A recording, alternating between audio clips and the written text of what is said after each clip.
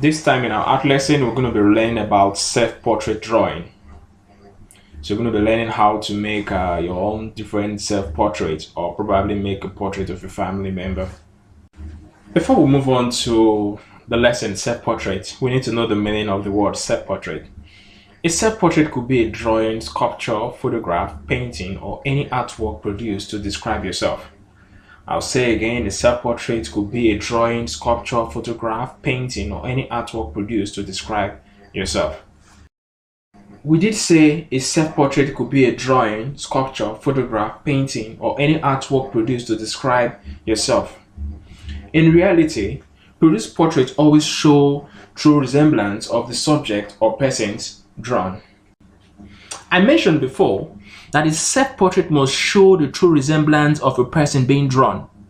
Look at figure A. Have you noticed the similarities between the picture that was being copied from and the artwork produced?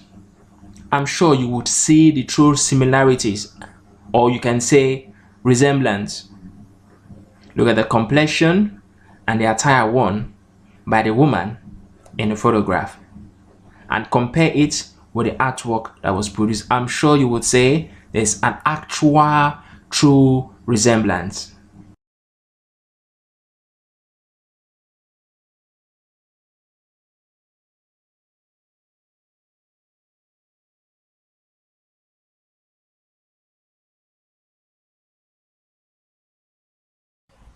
All over the world, artists use variety of materials to make portraits.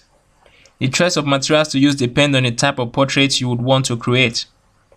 Self-portrait can be created in any of the following medium. Drawing, that is, you can either use pencil or charcoal. Photography, that means you use your camera.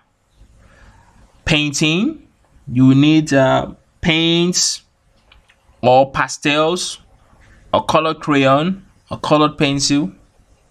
Then sculpture, you might need clay, cement, POP, bronze, or brass.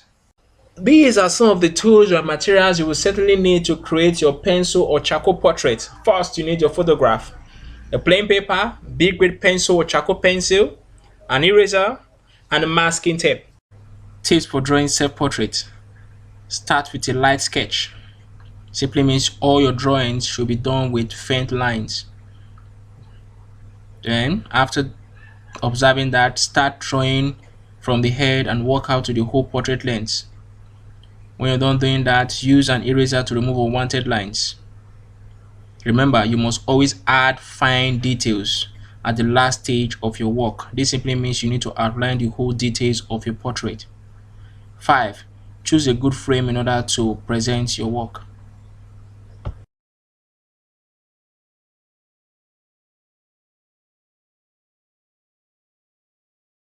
It is time now to put all what you have learned or heard or observed to do your own self-portrait.